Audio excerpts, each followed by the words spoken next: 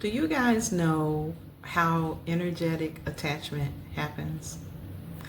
An energetic attachment, first and foremost, is an energy that attaches to you because you have an energetic opening. These energetic openings come from traumatic situations in your life. They can also come from stress, rage, anger, anything that is not loving, light, laughter, is born of fear, has the ability to cause an energetic opening within you. So there's basically like a little hole in your energetic field. When that happens, and let me give you an example. If a child has an experience, let's say they were abandoned. Let's say they were left on the street, mama left them, and then they had to experience all these other experiences as a result of that.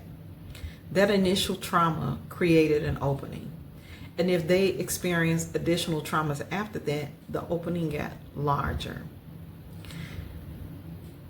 There are energies that actually feed on trauma, fear, anger, disappointment, grief.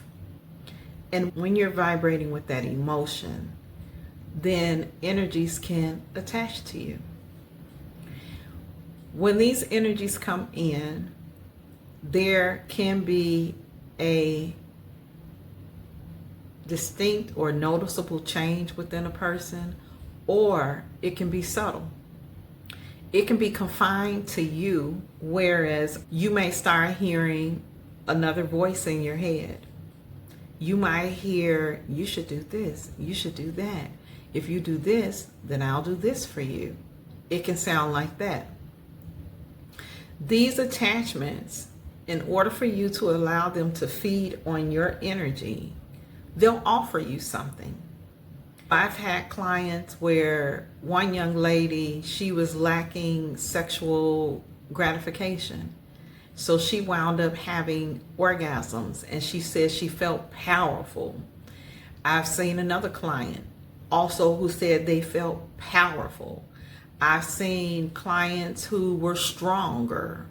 I've had many interaction with beings who had energetic attachments, and they've all come through something that was traumatic, and then that being, that energetic attachment, gave them something that they wanted or felt that they needed. And that's their exchange to be able to be present. The more that the energetic attachments are there with the person, they'll continually try to grow and overpower, because ultimately they want your body. See, they don't have a physical form in this reality. They're not invited to have a physical form in this reality. So they attach to people in order to try to have the human experience or to feed off of energy. So when you see people who you may call schizophrenic or mental imbalances, that is something that you want to be aware of. First, acknowledge that they have some traumas in their life that are yet unresolved. When the traumas are resolved, or when they can come into acceptance of what happened to them, understand what the lesson is attached to it, or why they went through that experience, then they'll come out of the victimhood. Because the other thing is that those energies ride victimhood. Like, that's a huge opening for them.